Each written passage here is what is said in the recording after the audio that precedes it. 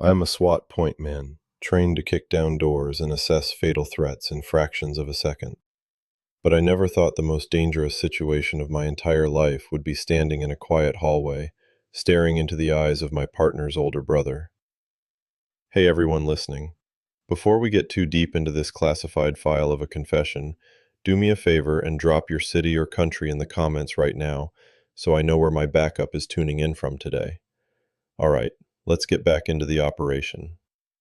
I am used to living in a world of absolute clarity. In my line of work, hesitation gets people killed.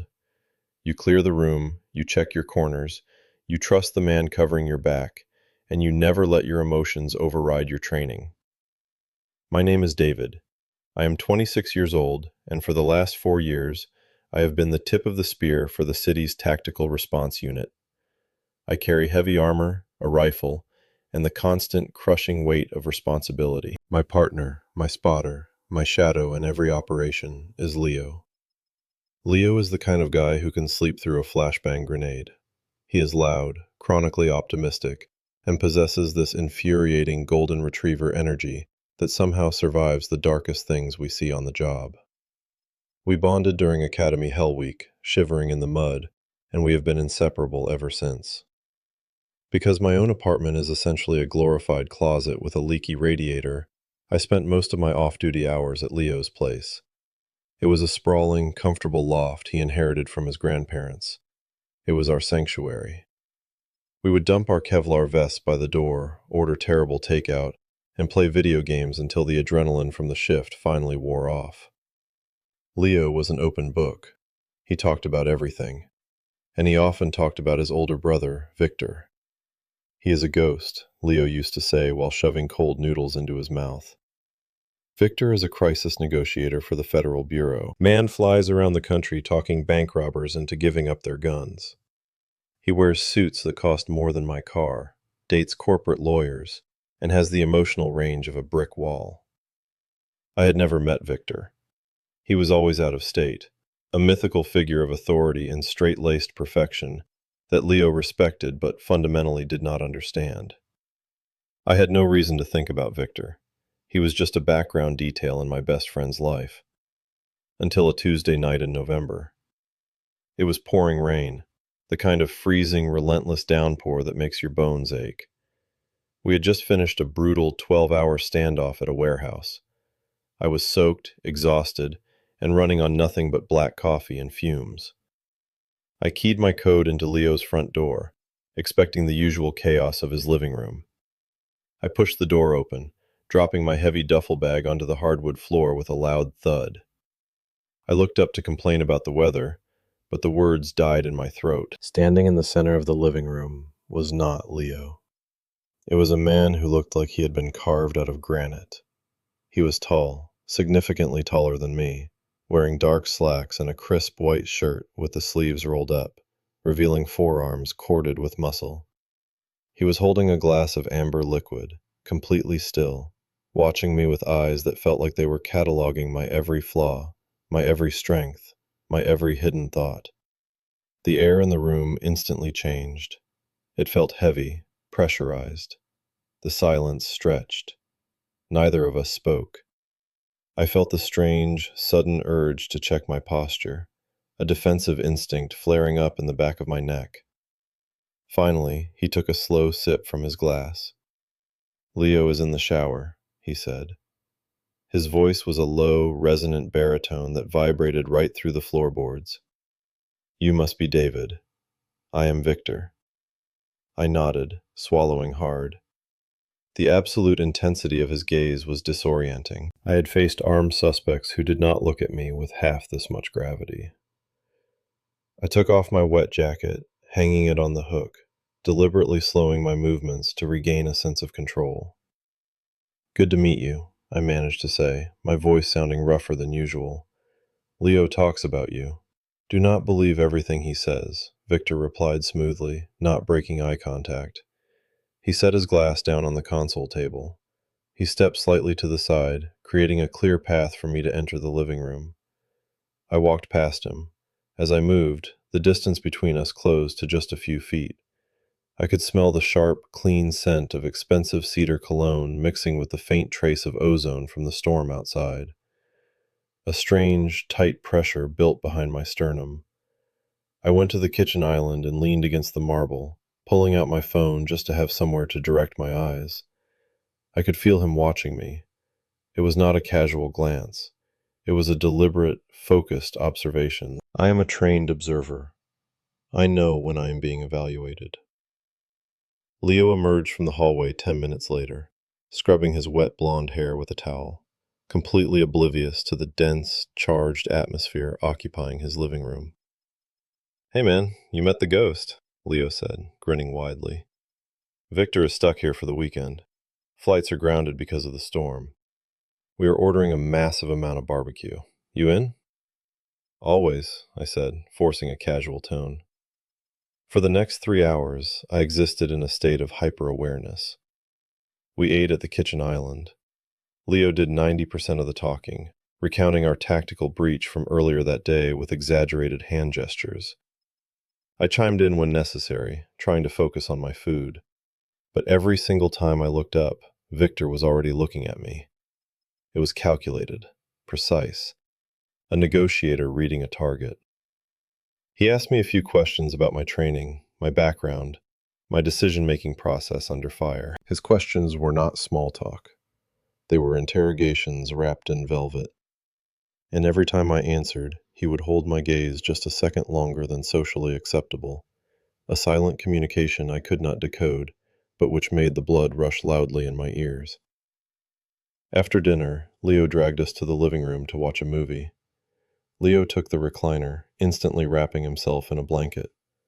I sat on the far left side of the long leather sofa. Victor sat on the far right. The movie started, some loud action film full of explosions. Within 20 minutes, Leo was dead to the world, softly snoring in his chair. The room plunged into the shifting blue light of the television. I sat rigidly. The distance between me and Victor on the couch felt like a physical wire pulled taut, vibrating with tension. I did not turn my head, but I knew he was not watching the screen. I could feel the weight of his attention cutting through the darkness, bypassing the sleeping form of my best friend and landing squarely on the side of my face. I should have woken Leo up. I should have made an excuse about needing to sleep in my own bed and walked out into the rain. I am a tactical officer. My instinct is to retreat from unpredictable, unsecured environments. But I did not move. I stayed pinned to the leather, my breathing shallow, fighting the terrifying realization that I did not want to leave. "Do you want a drink?" His voice came from the shadows, low enough not to wake Leo, deep enough to make the fine hairs on my arms stand up. I turned my head slowly. Victor was looking right at me. The blue light caught the sharp angle of his jaw. "No," I said quietly. I watched him stand up. He moved with a deliberate, slow grace. He walked toward the kitchen, disappearing into the dark hallway. My chest felt dangerously tight. What was I doing? I am a professional. This is my partner's older brother, a straight, federal agent who dates women and lives in a different world. There is zero tactical advantage here. It is a trap. I forced myself to stand up.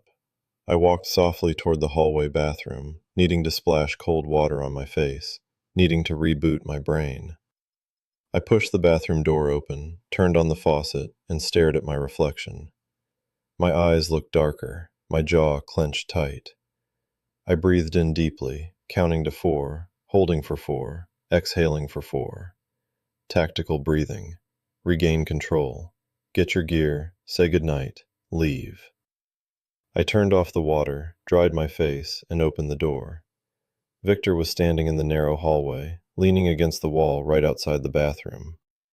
The corridor was completely dark, save for the faint glow from the living room spilling around the corner. He was blocking my path back to the living room. The space between us was less than 3 feet. "How long have you been watching my brother's back?" he asked. His voice was a low murmur in the dark. 4 years, I answered, keeping my tone perfectly neutral, though my pulse was hammering against my ribs. And in 4 years you have never mentioned anyone in your own life. No girlfriend. No one. He tilted his head slightly. Why is that, David? It is an occupational hazard, I said, my voice barely above a whisper. The job takes everything. I do not have time for complications.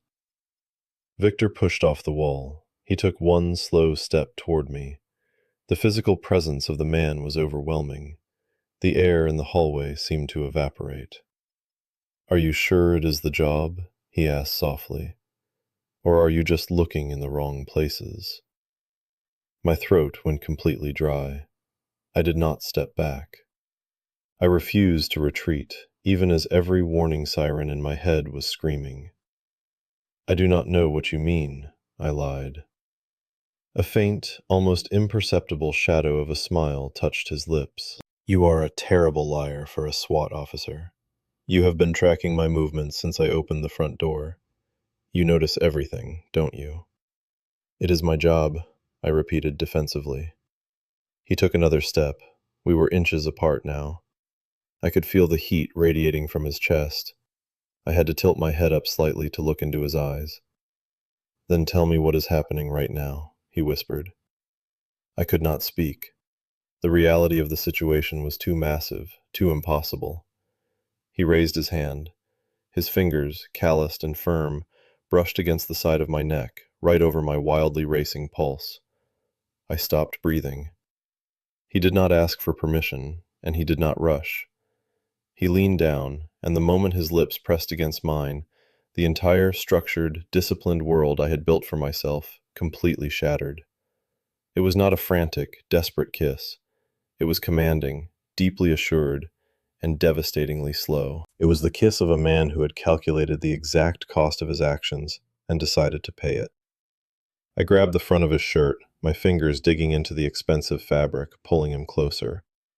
The contradiction of it all, the federal negotiator and the tactical entry man, hiding in a dark hallway while my best friend slept 30 feet away, was intoxicating. When he finally pulled back, our breathing was ragged. He rested his forehead against mine in the dark. I do not make reckless decisions, David, he whispered, his voice vibrating against my skin. Neither do I managed to say. He stepped back, leaving me entirely unmoored, and walked silently to the guest bedroom, closing the door behind him. I stood in the dark hallway for an eternity, listening to the rain, knowing with absolute certainty that I had just crossed a line from which there was no return. The next morning at the precinct was a living nightmare. I was in the locker room, shoving my tactical gear into my locker with unnecessary force.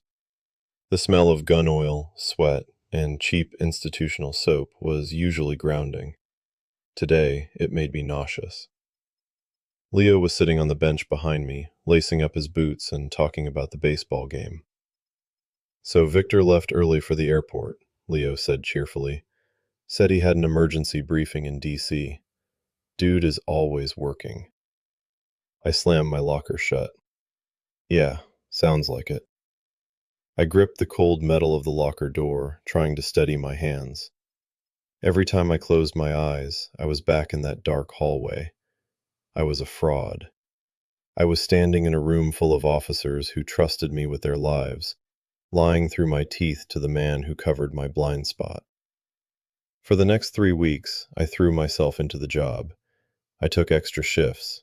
I volunteered for the most grueling training exercises. I exhausted my body to the point of collapse, so my mind would not have the energy to think about a man who lived 1,000 miles away. I convinced myself it was an anomaly, a pressure release, a mistake made in the dark that would never be repeated. Then came the night at the diner. It was 3 in the morning after a brutal raid on a narcotics stash house.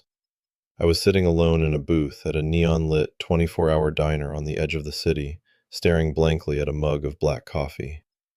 The bell above the door chimed. I did not look up. I heard heavy footsteps approaching my booth. Someone slid into the vinyl seat across from me. I raised my eyes. Victor was sitting there.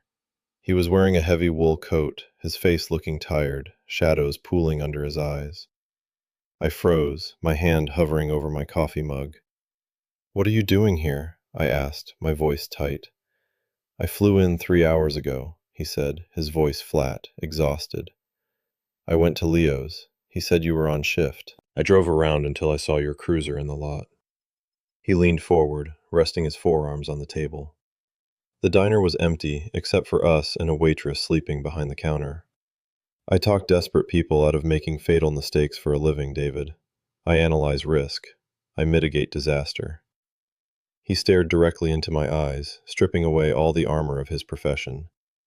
And here I am, sitting in a diner at 3 in the morning, deliberately walking into the biggest complication of my life, because I have not slept a full night since I left that hallway.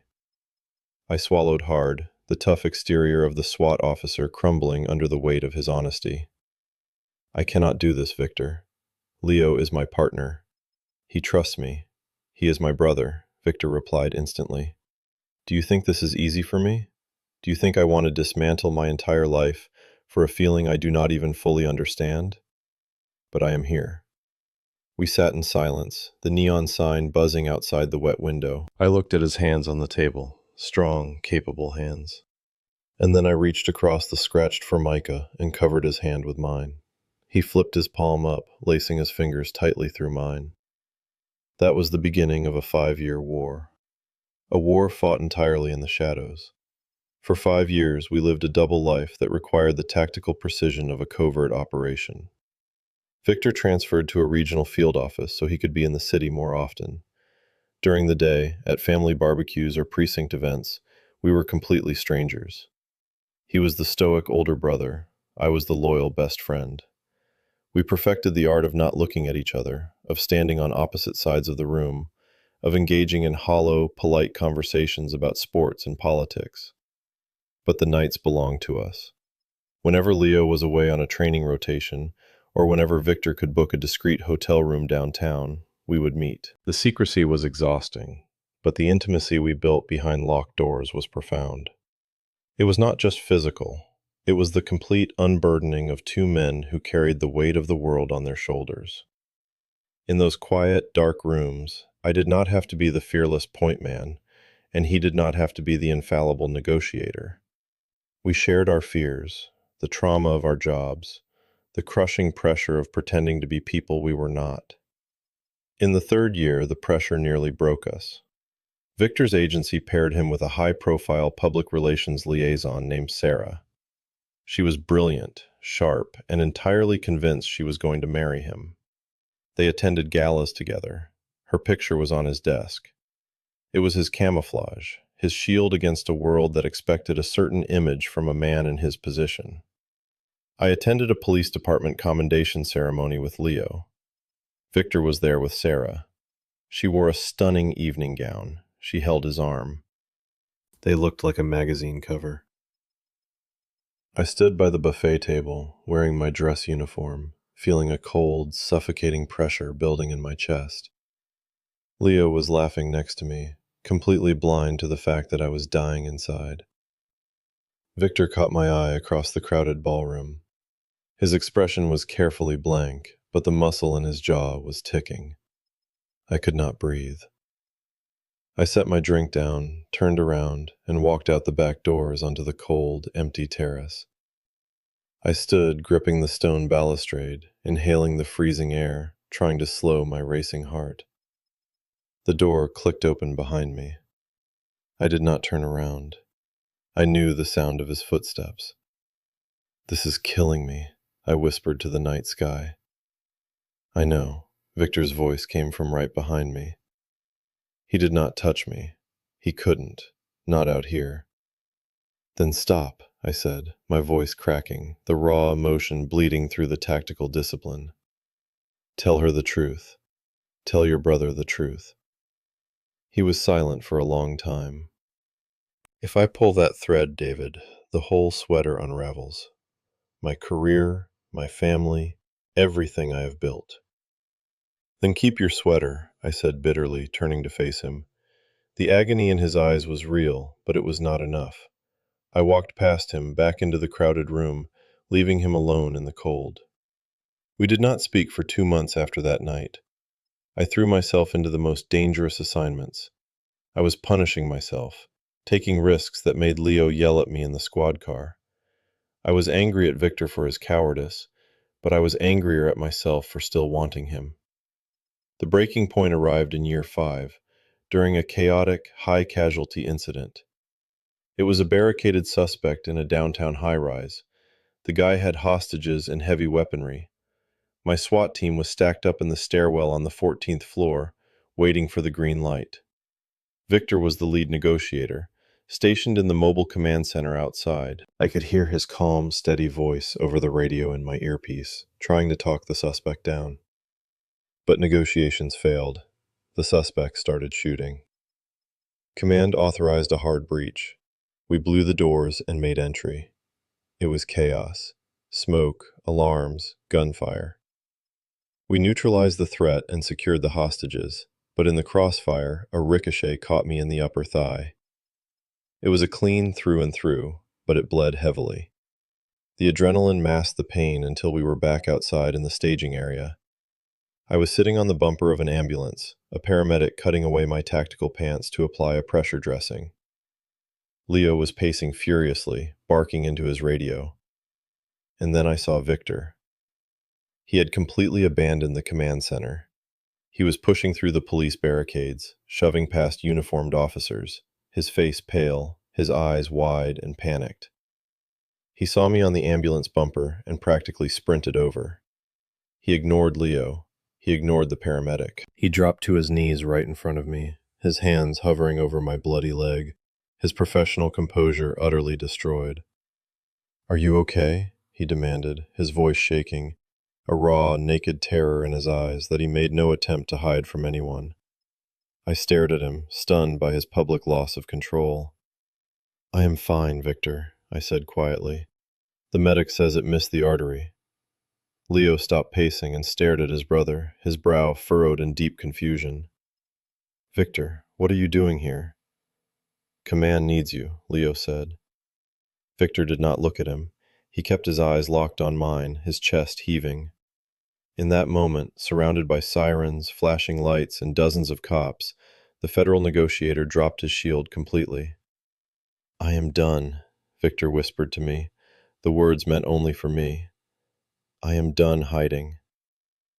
3 days later, I was limping around my tiny apartment on crutches when there was a knock at the door. I hobbled over and opened it. Victor stood there. No suit, no tie, just jeans and a dark jacket. He looked exhausted, but there was a fierce, clear determination in his eyes I had never seen before. "I ended things with Sarah," he said flatly, stepping into my apartment and closing the door. I submitted my request to step down from the National Response Team to a local desk role. I stared at him, leaning heavily on my crutches. "Why?" "Because you almost died on that 14th floor. And my first thought was not about the hostages, or the operation, or the bureau. My first thought was that if you bled out on that carpet, I would have spent the last 5 years loving you in secret, and you would die without anyone knowing you were mine." The sheer force of his words hit me like a physical blow. He walked toward me, gently taking the crutches from my hands, supporting my weight by wrapping his arm securely around my waist. "We are telling Leo tonight," he said, his voice leaving no room for argument. "No more shadows. No more double lives." "I am terrified," I admitted, my voice shaking. "So am I," he replied, pressing a firm, grounding kiss to my forehead. "But I am more terrified of losing you." That night, sitting in Leo's living room, the exact room where this whole impossible thing had started 5 years ago, we dropped the bomb. Leo sat in his recliner, staring at us across the coffee table. The silence that followed our confession was the heaviest, most agonizing silence of my entire tactical career. I watched my best friend process the betrayal, the realization that his brother and his partner had been lying to his face for half a decade. Leo stood up. He did not yell. He did not throw anything. He looked at me, a profound, quiet hurt in his eyes. "You trusted me with your life on the streets, David. Why couldn't you trust me with this?" I had no tactical response. I had no defense. "Because I was a coward, Leo. Because I was afraid you would look at me exactly the way you are looking at me right now." Leo shook his head, looked at his brother, and walked out of the apartment. He did not speak to either of us for 3 months. It was the darkest, most painful period of my life. I requested a transfer to a different tactical squad. Victor and I moved into a new place together, building a life in the brutal, glaring light of reality. It was incredibly hard. The fallout was immense. Whispers at the precinct, strained family dinners, the total destruction of the comfortable routines we used to have. But walking out the front door every morning, standing beside Victor on the sidewalk, without having to look over my shoulder, without having to pretend we were strangers, brought a kind of peace that I cannot adequately describe. It was the peace of a soldier who finally puts his rifle down. A year later, on a quiet Sunday, my phone rang. It was Leo. I answered it, my heart hammering in my chest. "Hey," Leo's voice came through the speaker, sounding older, tired, but familiar. "I am at the diner, the one on 5th. You guys want to come get some terrible coffee?" I closed my eyes, a massive, shuddering breath escaping my lungs.